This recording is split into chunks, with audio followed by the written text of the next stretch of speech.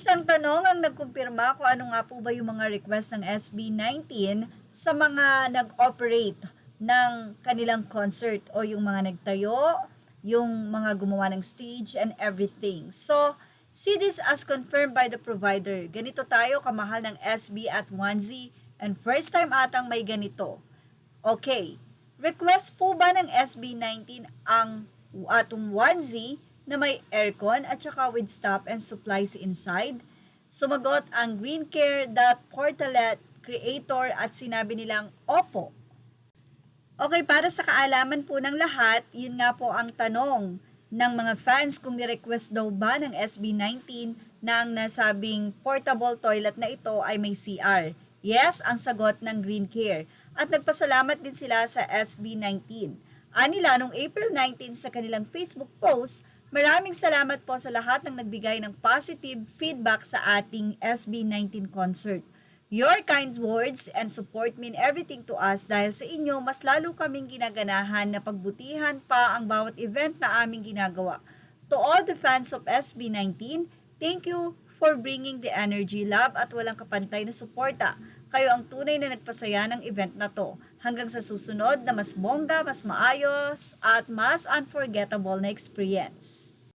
Ibinahagi din ng Greencare ang feedback ng mga fans or ng 18 sa nasabi nga pong service nila.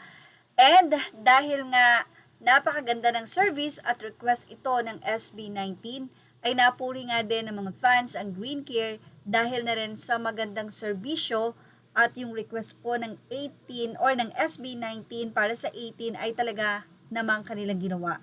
Grabe, biruin nyo.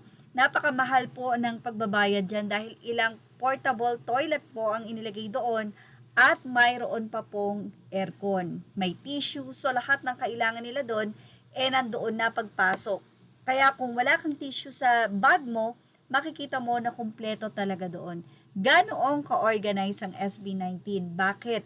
Sila kasi ang namamahala or silang may-ari ng mismong company, wala silang boss or tipong mga nagmamanage sa kanila na titipirin ang budget para lamang mas kumita. Pero ang SB19, no. Kahit na hindi ganun kalaki ang kita nila, mas secure lang nila ang safety at kagaangan para sa mga fans.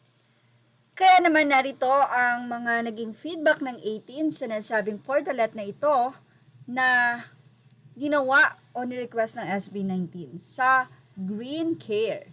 Shock nga din ako na gumamit ako ng portalet, nagpigil pa naman ako umihi at uminom ng marami, hahaha. Sinabi lang ng friend ko na mabango at malamig ang portalet. Iba ka talaga, SB. Apaka main character talaga ng 18. Ang lalaki ng portalet, may stop sa labas na nagbabantay, pwede kang magtanong. May aircon, may super malaking roll ng tissue at may freshener sa ibang events po. Basta na lang isasalpak ang portalet sa isang lugar, tapos bahala na hanggang sa matapos ang event. Kaya naman for sure napakapang. Ano nga po ba ang portalet? It's a durable portable toilet that comes with a sink that directly flushes an attached urinal aside from the toilet seat.